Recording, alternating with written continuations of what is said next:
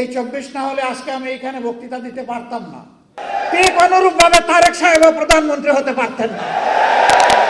বলা হয় এই চায়ের প্রশ্ন এত জটিল, আমি বুঝতে লাগে 4 ঘন্টা জনগণ কিভাবে ভোট দিল। চিংড়ি মাছের জীবন লাভ দিলে পিছনের দিকে যায়।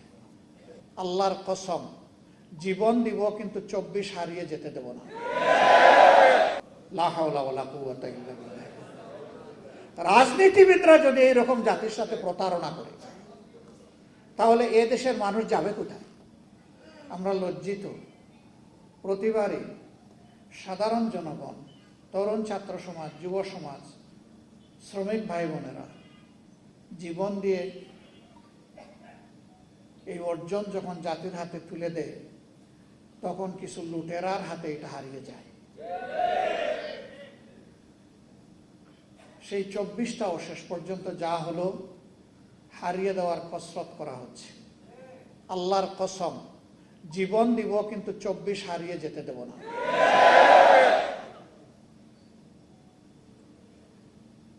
কি বাকি আছে?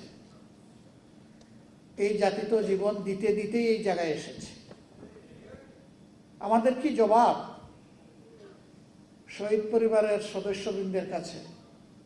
কি জবাব এখনো ভাঙ্গা পা হাত নিয়ে, বুকে মাথায় পিঠে গুলি নিয়ে যারা এখনো প্রতি রাত ঘুমাতে পারে না কাতরায়, কষ্টে যন্ত্রণায় কোনো কাজ করতে পারে না, তারা যুবক যুবতী হয়ে গেছে এখন পঙ্গু, তাদের কাছে আমাদের কি জবাব?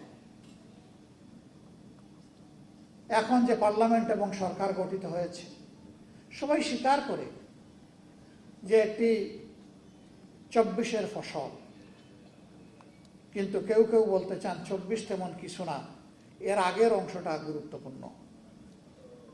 আমরা তো বলছি না আগের অংশ অগুরুত্বপূর্ণ, কারণ সেই অংশেই তো আমরা আমাদের মাতার তাজ 11 জন নেতৃবৃন্দকে হারিয়েছি, সেই অংশেই তো আমাদের শত শত সহকর্মীকে হারিয়েছি, সেই অংশেই তো আমাদের ভাই বোনের আয়নাগরের সঙ্গে হয়েছে, সেই অংশেই তো লাখো লাখো মানুষ আমাদের সহকর্মীরা বারবার কারাগারে চলে গিয়েছে, সেই অংশেই তো আমাদের সহকর্মীরা চাকরি হারিয়েছে, সেই অংশেই তো বাড়ি ঘরে ঘুমাতে পারেনি।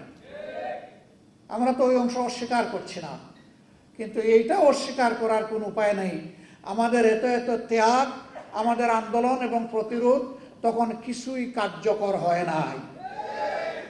যা এসে কার্যকর রূপ পেয়েছে 24-এ, এই 24কে স্বীকার করতে এত হীনমন্যতা কেন? এই 24